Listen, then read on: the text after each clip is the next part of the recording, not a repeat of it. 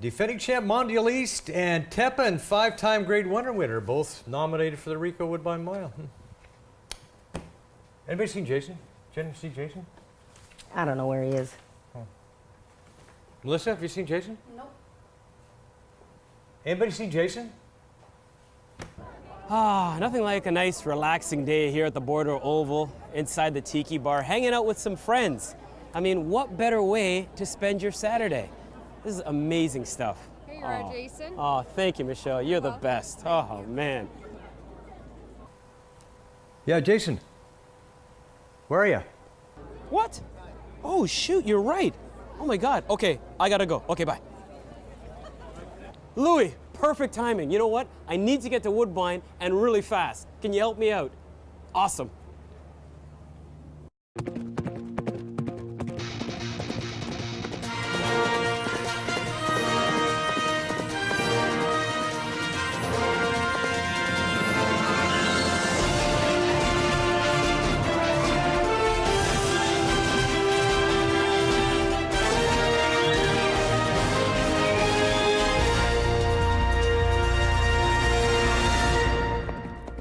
Coming up, the Rico Woodbine Mile is just a week away. I'll look back at the Puss Boots Stakes at Fort Erie and... I'm Maddie-Jo and I'm surrounded by hundreds of baby horses. Where are they all heading? Stick around to find out. Yes, we're talking horses. Welcome to the program. Joe Tilley alongside Jason Portuano, and man, that horse was fast. The beauty of the QEW, Joe, no speed limits for the horses. And of course, you'll have more from Fort Erie Yes. later in the program. All right, the Rico Woodbine Mile just 1 week away. You know, it's been a long time since a Canadian horse fared well in this event. 2008, last time they actually won it, kept the money right here at Woodbine. Rahi's attorney pulling off the upset for jockey Slade Callahan, trainer Ian Black. Since then, it's been tough going for the red and white. And you know, for a race that's been dominated by North Americans the last couple of seasons, it's been the other side of the pond getting it done. The Great Britain bred Trade Storm in 2014, and last year, the Irish bred Mondial East. Well, we got up close and personal with Tower of Texas, one of the top local contenders. Well, he'll let you know if he's going to kick you. He'll show you his back feet, and he's good to work with. He's an older horse. He's got a lot of brains in him. After he trains, you take him outside. He knows he's not going into a stall till he has a bite of grass. After he has a bite of grass, he'll walk right into a stall like it's nothing. But if you don't have that grass, he's not going in that stall. I think he finished 5th or 6th in there, but he didn't get beat that far. And he had 3 or 4 tough races before that, so put everything together. He ran decent. He's tough company. Big race like that. Fast horses. He's a lot smarter. He's a lot sharper looking. There's a few tough horses in that race. Like they say, Teppan's coming up for that race. Even if I don't win, I don't mind running second to him. So, or to her, is it? I don't mind running second to her, but the last quarter mile, he'll be flying. Speaking of second, is it kind of... He's Well, been second a few times this year. Yeah, I know, and it just peeves me off. What do you think? He likes to come from far behind, doesn't he? Yeah, but he can, that last quarter mile, he can scat, you know, so he'll better have the running shoes on. But I think he's in great shape. We say good Saturday morning to racing analyst Jen morning. Morrison. Now, Roger Atfield, multiple Hall of Famer, both sides of the 49th, and he's won this race twice before, 1990 with his Vestia, 1993 with Pietzke. Tower of Texas, you know, didn't race too badly last year, was 7th, but trying to do a bit better, obviously. Yeah, and I think the turf was a little bit on the giving side last year. That means it was a little bit on the wet side and not his favorite. And as Brian had told us, you know, it had some tough races going into that event. So this year he's a little fresher. The turf might be firm. Heavens, we haven't had hardly any rain all year. Yep. So it might be more to his liking this year. 14 of 18 in the money in lifetime, so a very consistent sort. Yes. And one of the ones waving that flag for the locals here at Woodbine. Yeah. Speaking of which, there are some other horses that are going to try and keep the money right here. Yep. Well, obviously the horse that defeated Tower of Texas last time, well, 2 times in a row now, Right, yes. Glenville Gardens, who a year ago at this time was running for 40,000 claiming when Siddharth claimed him for his wife, Janice Attard. Now he's a contender going into the Woodbine Mile for the locals. And Passion for Action, of course, was the leader in the turf sprint division earlier this year. Been a little bit flatter lately. but hopefully he'll be coming up to his best race. So I think we have a powerful trio of horses for our side heading towards the race. In all, 30 horses nominated for this year's mile, headlined by who else? Of course, Talkin, that leading lady. It's going to be very interesting if Mondialiste does indeed show up, because that's going to be the rematch. That's right. I mean, the rematch. Last year, they hooked up in the Breeders' Cup Mile at Keeneland. And, you know, look at this stretch run here. They're coming down the stretch. Tepin's already long gone. She's got this race won. Turf is a little soft, but Mondialiste there, crying for room. Nowhere to go down the stretch, Jason. Finally gets out and closes like a maniac. I mean, what would have happened if you'd gotten out a little bit earlier? Does he catch her on the wire? I mean, here's a horse that has already won the Woodbine Mile. We know he likes the long stretch run here, and Tepin's never run on this turf course. So Maybe the equalizer. should be very interesting. It'd be a match race I'd enjoy to see. And Mondialiste, the defending champion, comes in on a high after that big score, Arlington Million. Arlington Million, yep, exactly. So Gonna he's be red hot. A lot of fun. Looking forward to that one coming up later on today. We're looking forward to some stakes events.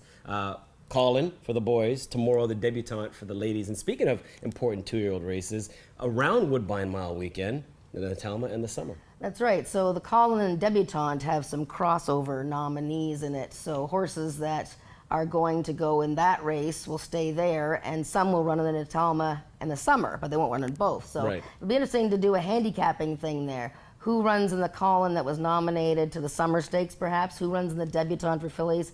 And who instead runs the Natalma? You can use a handicapping thing that way and pick your winners. All right, the first-year students, yes, school is back in session. Looking forward to what's coming up over the next couple of weeks right here at Woodbine.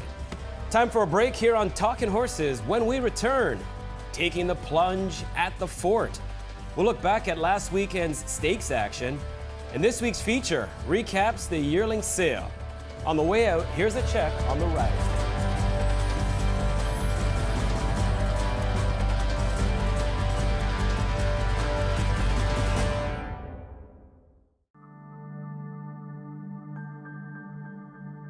Horse people have a habit of taking care of their own.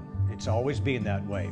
The Horsemen's Benevolent and Protective Association of Ontario was formed to represent horse people's interests on a myriad of issues pertaining to the business of horse racing and the many tens of thousands of people whose livelihoods depend upon the sport.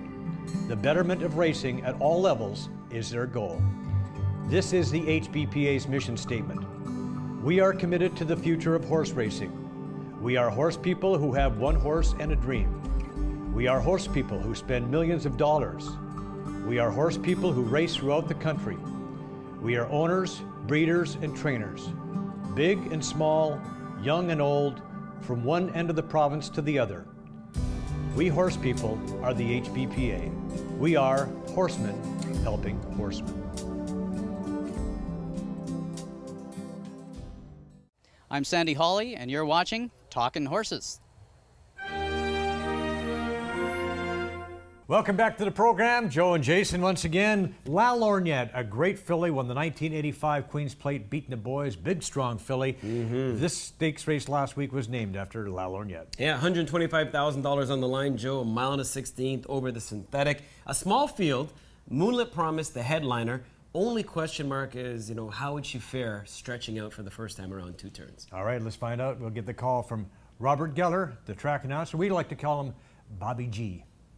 Moonlit Promise down the lane in front. Zamata coming down the outside. Moonlit Promise in front by 3 lengths. Felt in pocket and Zamata chasing in vain. Moonlit Promise. Gary Boulanger knew how good a horse she is gonna be, and she's done it very tough, but boy, she's talented. Moonlit Promise wins the La Lorgnette 2 lengths to Zamata. That's now 3 of 5 lifetime for Moonlit Promise. Jen is back with more on that score and stretching out just fine with her. Oh yeah, she loved it. I mean, you could see as she was going down the backstretch and going around the turns, her ears were like this. I mean, she was just interested in what else was going on. And, you know, she had a pretty easy time of it. Gary Boulanger did a great job substituting for Luis Contreras, who was in Saratoga. And, you know, John Secura, who owned and bred this filly, you know, it's perfect for him because she was second in the stakes race with a troubled trip last time, and now she's got the black type. So she just increased her value like tenfold with Yeah. that win, you know. Gary Boulanger, the winning ride, if you can call it that, the winning mount, maybe we'll say. Yeah, I mean, that was pretty Yeah. autopilot-ish, if you will, but still getting it done. Zermatta, quick return, solid second, and Felton pocket third. Yep, great race by Zermatta as a long shot. And Neshama, our Woodbine Oaks winner, was fourth of the four and looking like perhaps, the long summer is catching up with her. Yeah, just didn't seem herself that day. Also from last weekend, let's cross the 49th. Saratoga had their final weekend of action. Kind of sad, but that's the way it goes. What a way to wrap things up, though. The Spinaway Stakes, a Grade 1 event at 7 furlongs. What a fabulous finish. Yeah, these are 2-year-old fillies. This is a really big race now. I mean, we're getting close to the Breeders' Cup, Grade 1 event. Fillies, see if they can stretch out. And there was a bunch that you could choose from if you didn't think that the heavy favorite, Cherry Grove, was the favorite. Chasing $350,000. How good was this race? Let's find out together with Larry. Progress as Sweet Loretta takes the lead. Sweet Loretta is in front with 1 furlong to go. Drifting out on the lead here to Pretty City Dancer, who is trying to get by with a 16th left. It is Sweet Loretta, Pretty City Dancer still coming, and here she comes to the outside. Oh, they bob heads under the wire. Pretty City Dancer and Sweet Loretta together in the Spinaway. Cole us with the call, and who got the bob? Actually, they both did. Yeah, a dead heat, a rare dead heat in a Grade 1 stakes race. Even more rare that they were both by the same stallion, Tappet, the leading stallion in North America. Sweet Loretta, Pretty City Dancer, trained by Mark Cassie. They hit the line together, so Cassie and Pletcher splitting the money, if you will. And between the two of them, they cost like $1.5 million at auction. So you could say that the money was well spent because winning a Grade 1, both of them, their value now went up. Only at Saratoga. Yes. More from last Saturday. The main event on that card was a Grade 1 running of the Woodward. And a lot of people thought it was a one-horse race, including yours truly, but not so much. Well, I mean, it's Saratoga. Anything can happen. Yeah. Racing, anything can happen. And Frosted was going in off of his big scores, and everybody's looking forward to his showdown with California Chrome in the Breeders' Cup. But wait a minute, we still have to run the Woodward. You're right, we do, and we did, and what a fabulous finish once again, and keep an eye on the local horse who was right there at the wire. And now, with a furlong to go, he is head and head for the lead. It is Frosted on the outside. A very confident ride here. Breaking Lucky and Move to Heeger down toward the rail. Shaman Ghost is there too. Frosted's going to have to work for it. It's going to be a photo finish, and it's going to be won by Shaman Ghost. He has won the Woodward. Well, Jen, 4 of them basically hitting the line together. No dead heat, but what a race. That was a great race. And how about Canadian breds? First and fourth, separated by half a length in one of the most important races in the United States and America at this time of year, the Woodward Stakes. Shaman Ghost won the Queen's Plate. I mean, he's just doing tremendous for trainer Jimmy Jerkins and owner Stronach Stables. He was first-time Lasix, first time he's ever been on that medication for a race.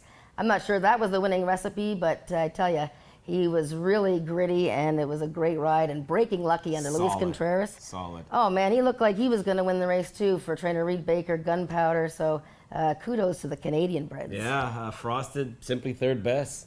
I didn't see any excuses. Well, he didn't break out of the gate all that well, and he was really far back. The pace was a bit slow. I think the rider was a little, Joel Rosario was a little confident in him, and, he didn't really work him hard, but... if he's that good, he should have gone past those horses. I'm just glad we didn't make that bet between Frosted and California Chrome. I guess we did. We did? Yeah. We'll talk about that. While we discuss that, how about you guys check out the running of the Jam Lovely? You sure we did? Yeah, we did. Okay.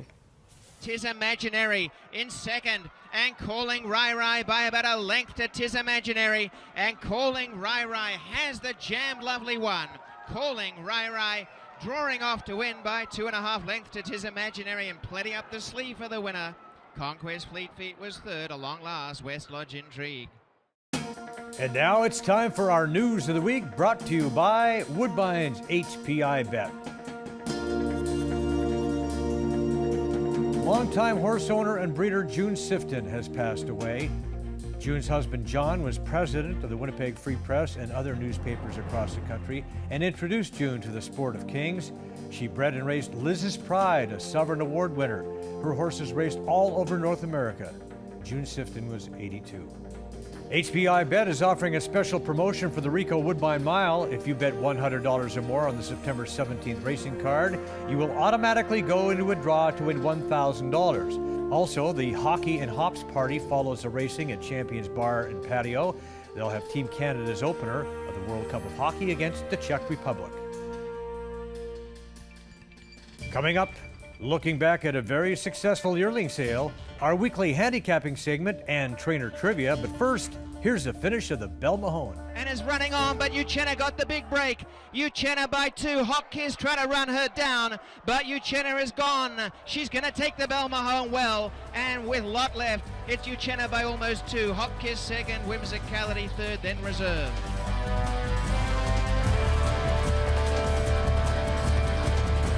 A reminder, you can also join us for the radio version of Talkin' Horses each and every Saturday morning, 10 o'clock on G98.7.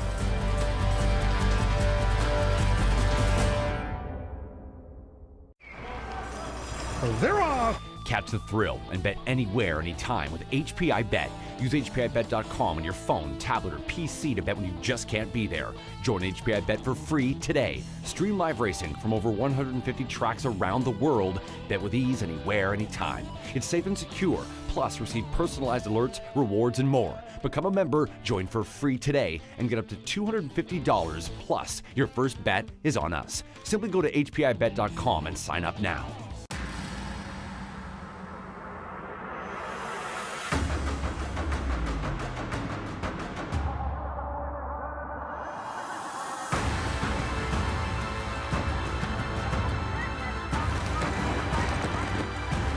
Breeder, the owner, the trainer, or the jockey.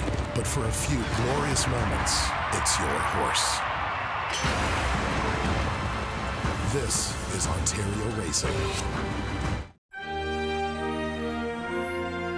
Welcome back to Talkin' Horses. The Canadian Premier Yearling Sale was held last week. There was plenty of buzz heading into this sale. With more, here's Talkin' Horses reporter Maddie-Jo Tilley.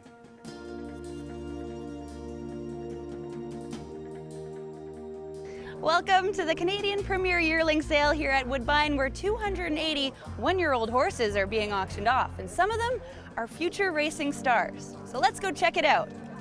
I'm always excited about the sale. This is where most of the Ontario sires and Ontario bred horses are.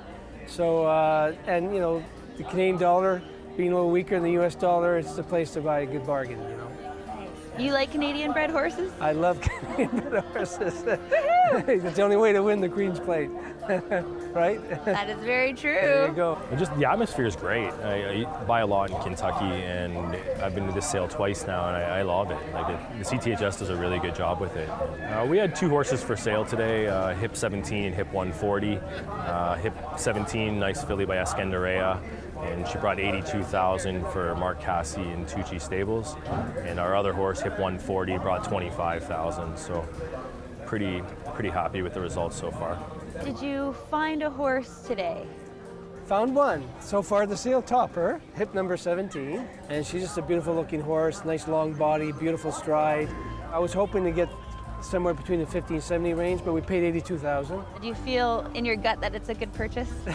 I always feel in my gut it's a good purchase. Until you get those bills, it's always a good purchase. How does it feel to be a horse owner? Oh, like a proud parent. Oh, yeah. Excited. Now we'll have to deal with all the crap. Yeah. We're totally excited. You know what? This horse sale is just amazing. The people here are really good. She looked beautiful. I mean, she's nice, tall, muscular. So we're very excited. Have you noticed any new faces amongst the buyers? Yeah, we're really excited about that. Actually, we have a new group that bought. It's a group headed by Mark Rule and his brother York, and they own a golf course on Trafalgar Road. It's called Piper's Heath Golf Course. They're super excited. They bought their first filly for $35,000, Hip number 60. They had a group of 4 guys, I think, going in. It has grown, I think, to 8 or 10. And they're really enthusiastic, and it's great to have new owners. We're really excited for them. Overall, a strong, positive vibe at the sale, and perhaps a Queen's Plate, Woodbine Oaks, or Triple Crown champ was purchased here. For Talkin' Horses, I'm Maddie-Jo Tilley. And a pair of fillies shared top price at this year's sale. A Justin Phillip filly and a Silent Name filly, each sold for $95,000. 181 horses were sold for $3.48 million. The Puss Boots Stakes, one of the highlights of the Fort Erie calendar. Let's go back to Jason. Well, Joe, the action is underway. Another busy one here at Fort Erie, joined by Antoinetta Petrella. She's in charge of marketing and media relations here at the racetrack. 55th edition of the Puss Boots, part of a huge day. Yeah, no, it's a fantastic day for us here at Fort Erie Racetrack. We've merged this with our Circle the Course fundraiser for cancer research and COPE. COPE is our local food bank here in Fort Erie. It's been 5 years that we've been doing this event, and this is our 5th year, and definitely it's been wonderful so far. Raised a lot of money and have a ton of people out here to support the event, so it's great. Fun events too. I mean, we're going to see some jockeys later on today on balls. Okay. Yeah, those big hopper balls, Okay. like with the handle, like the big almost exercise balls. Yeah, no, they're going to do a race, a 50-yard race across the track. We used to do a jockey foot race, but it wasn't competitive enough. We had the same winner, Bryce Alderson, 2 years in a row, so we thought we'd change it up, make it a little more difficult and a little more humorous and entertaining for the audience, of course, too. And speaking of races, obviously the big one is the Puss Boots. Big field and a big crowd as well. Yeah, we have 12 horses in that race today, so it should definitely be a good one. And hopefully afterwards we'll see our winning connections take the jump into the infield pond. That's always entertaining. They did it for the first time in 1998, and we've had someone jump in the pond every year since, so definitely something to look forward to. Who will make a big splash? Let's find out. Here is track announcer Frank Salive with the stretch call. Dupes and Port Severn. Dupes still holding a late lead of a length. In on the fence is Allowed coming through a little too late. Dupes is the champion of the 2016 Puss Boots Cup over Port Severn.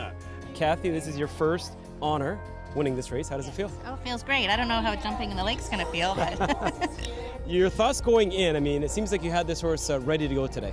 yes, actually, we considered not running him because he just ran 2 weeks ago and he ran 2 weeks before that, but he's been feeling so well, doing so good, we decided to enter him.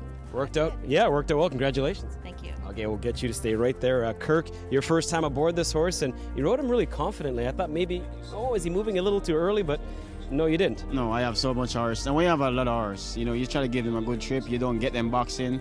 And when they're carrying you there, it doesn't make sense to fight them. So he's just pulling me along. You have enough of those horses carrying me along. And I was just galloping to the other lane. I know the 6 was going to come, Port 7. I waited on him. And when he came, I asked my horse to respond, and he responded perfect. Congratulations. Thank you. Kirk, Kathy, I know it's not your first time, but it is your first time. The honor. All right, go and get it.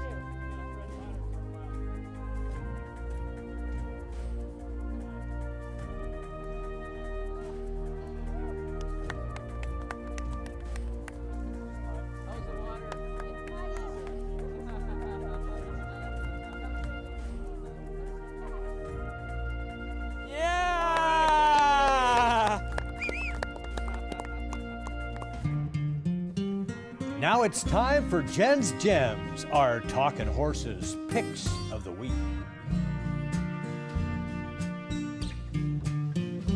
When we come back, we'll pick some surefire winners, our Groom of the Week, and let's see how smart those trainers are. But first, a look at the owner stand.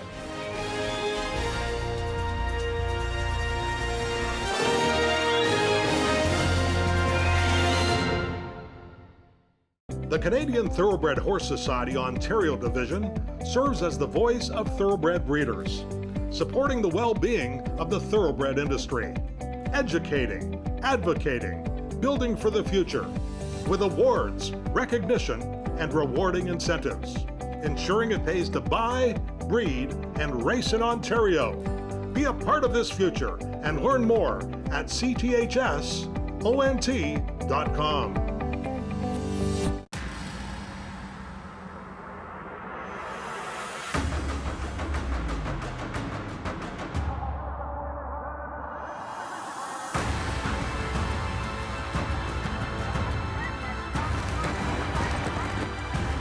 breeder, the owner, the trainer, or the jockey. But for a few glorious moments, it's your horse. This is Ontario Racing.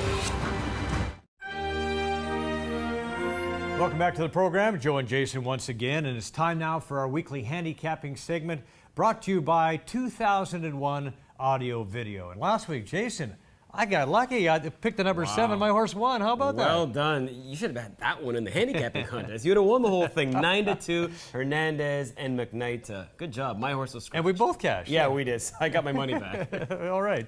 All right. Today we're looking at a claiming race, 6.5 furlongs on the turf, and I'm going to go with the 5-horse Schomburg.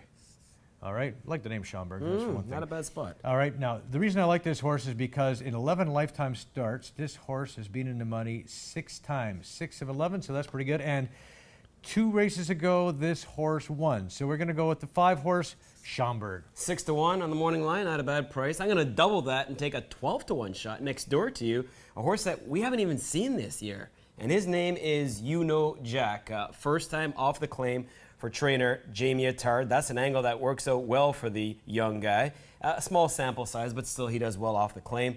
And this horse, fresh, hasn't raced yet as a 3-year-old, and he can race well for the first time in the season. He was a winner first time out last year. A perfect 1-for-1.